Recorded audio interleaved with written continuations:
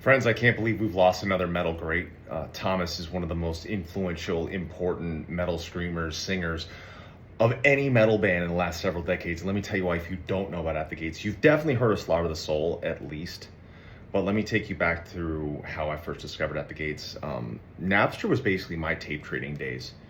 I downloaded Napster one day when all I knew really was Metallica, Pantera, Megadeth, Slayer, arguably great, some of the greatest of all time. And I was on Napster and someone started talking to me, they're like, hey, let me send you some stuff. And they sent me this song called The Swarm by a band called At the Gates. I was also sent Jotun by a band called In Flames, and a song called My Hatred.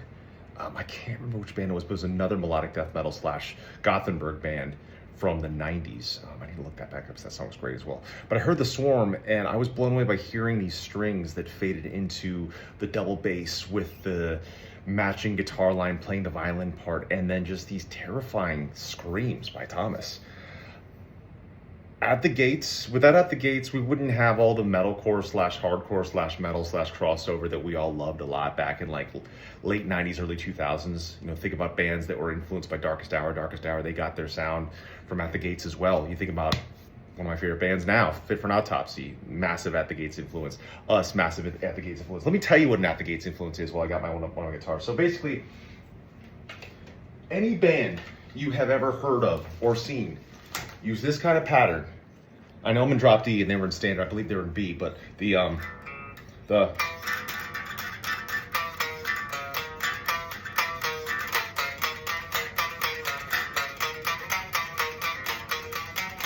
anybody that uses that.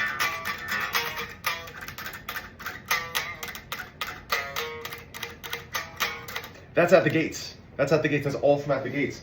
And that's what is so crazy to me, that we keep losing heroes of metal. I talked about this at Bloodstock.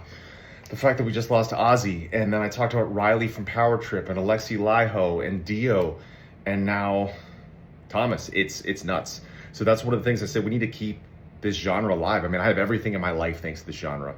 And I have everything in my life thanks to metal. And we just need to preserve these heroes and keep these lineages going and keep talking about the bands that our favorite bands are into. If you've got a band you love, look up what they were into and preserve that and spread that and keep that going. This one is shocking, man. So today, everyone's homework, listen to Slaughter the Soul, listen to Terminal Spirit Disease, because I say that record is just as good as Slaughter the Soul. And the ones before that, I have every single record by At the Gates, like the actual vinyl, so I'll be listening to that today.